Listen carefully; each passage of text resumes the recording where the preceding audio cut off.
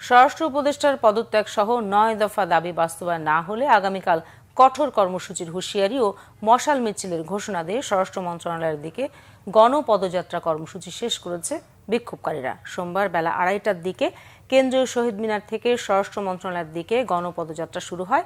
বেলা ৩টার দিকে শিক্ষা ভবনের সামনে আইনশৃঙ্খলা রক্ষাকারী বাহিনী মিছিলকারীদের আটকে দেয়। এ সময় পদযাত্রায় অংশ নেওয়া শিক্ষার্থী তরুণদের সঙ্গে পুলিশের ধাক্কাধাক্কি হয়।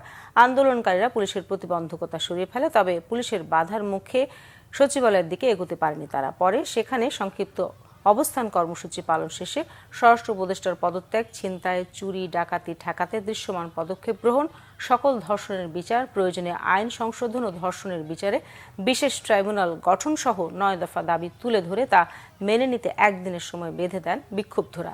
দাবি না মানলে মঙ্গলবার ঢাকা বিশ্ববিদ্যালয়ের টিএসসিতে মশাল মিছিল শেষে কঠোর কর্মসূচি দেওয়ার ঘোষণা দেন বিক্ষোভকারীরা। ধর্ষণ ও নিপীড়নের বিরুদ্ধে বাংলাদেশ এর ব্যানারে গণপদযাত্রার আয়োজন করা হয়েছে। আগামী ২৪ ঘন্টার মধ্যে স্বরাষ্ট্র উপদেষ্টা সারা জাতির কাছে, এই আন্দোলনের প্রত্যেকের অংশীজনের কাছে, প্রত্যেকজন জুলাই গণঅভ্যুত্থানের প্রত্যেকজন অংশগ্রহণকারীর কাছে ক্ষমা চেয়ে পদত্যাগ করবেন।